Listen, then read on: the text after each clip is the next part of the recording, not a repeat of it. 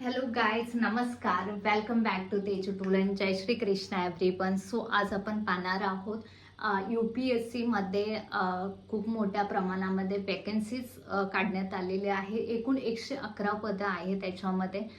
Specially ही जी पदं असणार आहेत ते नोडल ऑफिसरसाठी आहेत. इवन इंजिनियर असतील, अभियंता असतील त्यांच्यासाठी या वॅकन्सीज आहेत. इवन विधी अधिकारी असतील, जे ॲडव्होकेट आहेत त्यांच्यासाठी सुद्धा याच्यामध्ये वेकेन्सीज आहेत. नंतर ज्यांनी इलेक्ट्रिकल इंजिनिअरिंग केलेले आहे त्यांच्यासाठी सुद्धा ही वेकेन्सी आहे, जेणेकरून नेव्हीमध्ये यांना जॉबची अपॉर्च्युनिटी असणार आहे नेव्ही डिपार्टमेंटमध्ये UPSC कडून.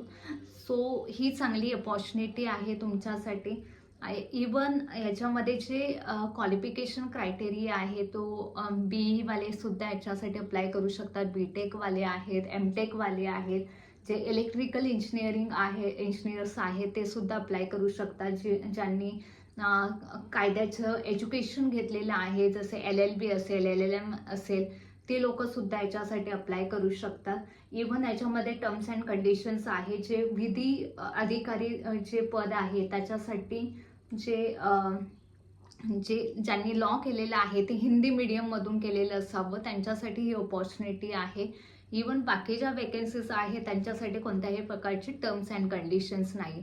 आणि जे नोकरीचं ठिकाण असणार आहे हे ओव्हरऑल इंडिया असणार आहे. संपूर्ण भारतामध्ये कुठेही तुम्हाला जॉबची अपॉर्च्युनिटी मिळेल. आणि एकूण 111 पदं असणार आहेत. आणि ही जी फॉर्म भरण्याची पद्धत आहे ती ऑनलाईन स्वरूपात आहे. तुम्हाला ऑनलाईन साईटवरती जाऊन फॉर्म सबमिट करायचा आहे.